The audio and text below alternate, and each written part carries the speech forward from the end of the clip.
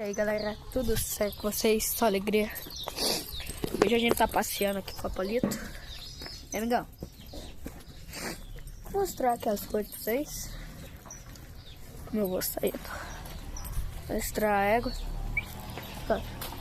É, amigão? Vou mostrar pra vocês aqui o Mustanguinho. A uva e o Mustanguinho, vou mostrar pra vocês aí.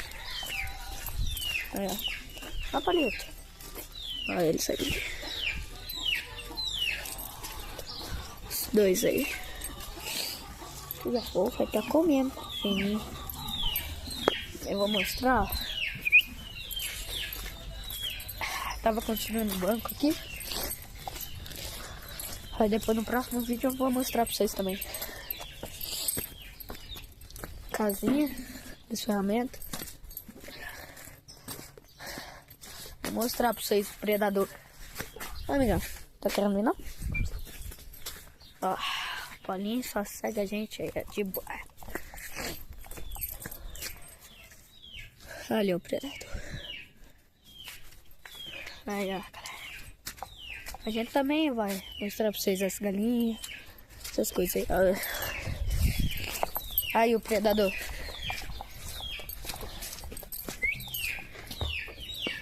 Predador.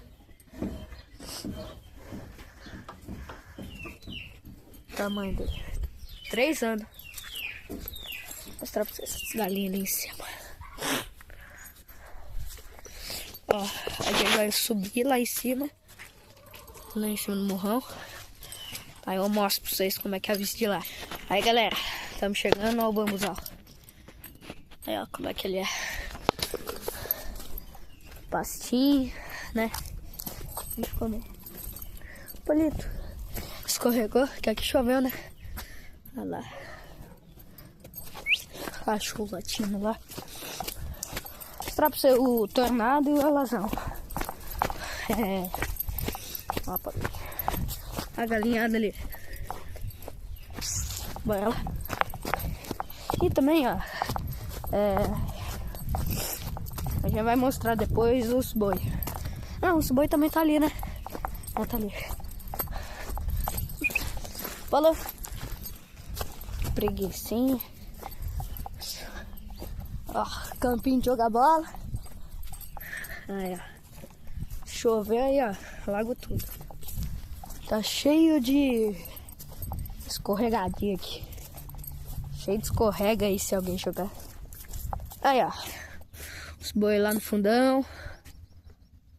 Legal, né, galera? Aí. Pastão grande.